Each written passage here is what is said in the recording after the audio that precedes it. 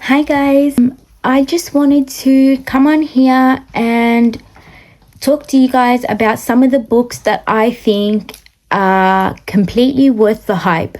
I know that I myself have been influenced by Booktok. A lot of the books that I get are based off TikTok reviews and Booktok reviews. Trust people's opinions on these books, and sometimes I'm glad I did because they end up being 5-star reads or reads that I constantly think about and can't get out of my head. These are the books that I love and would wholeheartedly recommend it to anyone willing to listen. So the first book I want to talk about is Powerless. So Powerless is about a girl called Peyton and a guy called Kai, and Kai has powers and so does everyone in this kingdom, and the ones that don't have powers are actually killed.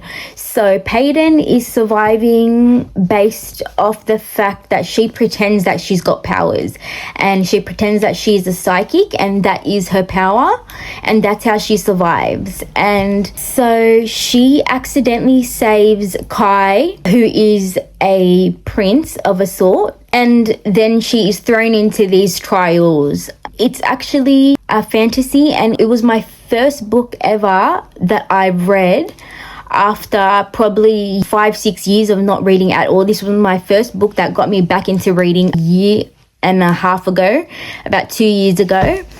And it just got me back into reading, and it's because of this book single-handedly that I am in the phase that I am right now, which is a reading phase. I have to thank this book for that.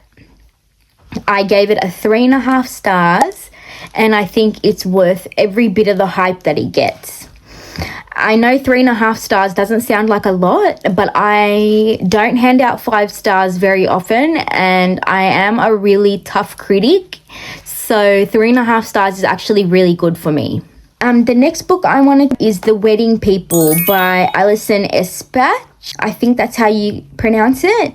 But I gave this a 5 out of 5 stars. It's about a lady who goes into this hotel to unalive herself, and there she meets a bride whose wedding is happening at the same hotel, and they become friends, and they kind of go on this little journey together through the wedding and through the protagonist working through her issues. It's actually really interesting and touches on a lot of themes such as grief, suicide, just a lot of themes that are important to talk about. I read it in actually a few days. It didn't take me long to get through it. Every page I was reading had something happening. I love books that are high stakes and full of action. So I appreciated this book. And not only that, it was just a very entertaining read all up. And I loved it from start to end. The next book I want to talk about is Butcher and Blackbird. This is about 2 serial unalivers that have a competition kind of thing as to who can unalive this person first and, without getting caught. It's actually a romance. It's something that is completely out of the ordinary. In terms of romance, I don't think I've seen anything quite like it. It's actually very interesting, and it's funny, it's witty, and I finished it in 2 days straight. It's actually very spicy, so if you're into that, you'll like it, but it's very spicy. I'm not usually one, but this I loved. Done well and didn't take away from the plot or from the story itself. It wasn't so early on in the book. It wasn't anything inappropriate. I feel like it was done in the most perfect way, and I really enjoyed it. I loved Rowan and Sloane to the FMC and the MMC. I loved them both. I think they had an amazing little romance. I was completely for them, reading for them the entire time. Butcher and Blackbird, I gave that a 5 stars. Okay, the next book I want to talk about is called The Names by Florence Knapps. And this book is about a lady about to name son, and then she has 3 options for names, and each kind of timeline, so there's 3 timelines, each timeline has a story about how this life has gone on with a certain name. So there's 3 names. He's got 3 different timelines of how his life would have been at each different name. I know it's a bit of a tricky format, and I've never seen it before. It's tricky to explain the plot of the book, but that's the best I can do. I feel like this book was so good. It touched on domestic violence, grief, homosexuality, friendship, lots of different themes, and extremely well. She talked about them she discussed those topics very well. I really enjoyed the whole book. I flew through it and was completely hooked from the first page to the very end. I think as a debut author, she did really well, and I cannot wait to see the other books that she writes. Okay, sorry if I keep looking. I have a little notepad here with everything I want to talk about. Okay, so the next book I want to talk about is the famous ACOTAR, A Court of Thorns and Roses fantasy series, which is about a girl called Feyre who accidentally kills a wolf while hunting, and then as these fairies, these fae people come and take her punishment for killing this wolf that was actually a fae. And so I gave this a 4 out of 5 stars.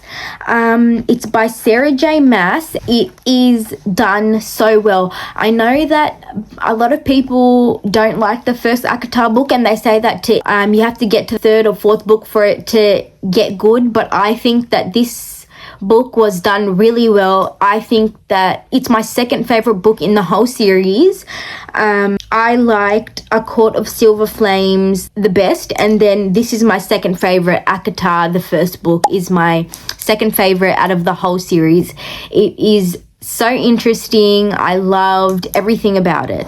Okay, the next book that I'm talking about is called Yellowface by R.F. Kuang, and this book is about a girl called June who steals a manuscript of another author who died while writing this manuscript, and so June ends up stealing this manuscript and presenting it as her own, and then she goes on to find a ton of success from this. So that's what it's about. It is a really good book. I gave it a 5 out of 5 stars. I think it was done so well. The FMC was very unlikable, but it made the book even more fascinating and interesting to read. I really loved it.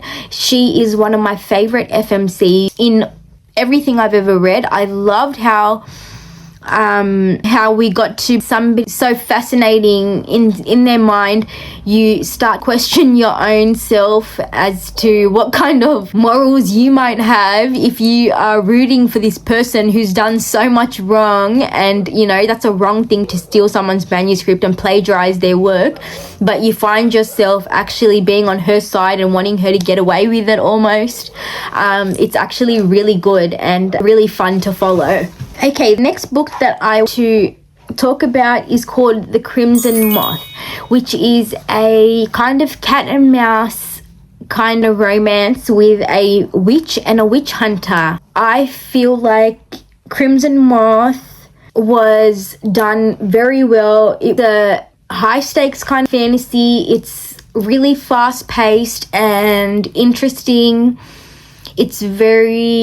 It's a quick read, get through very fast. There's something happening on every page, which I know that I keep bringing up that something's happening on every page, but that's what it is about a book that I love.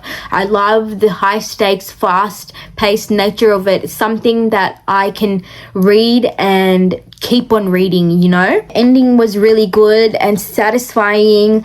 I think that The author, Kristen Ciccarelli, did that really well. I also ended up giving this a 5 out of 5 stars.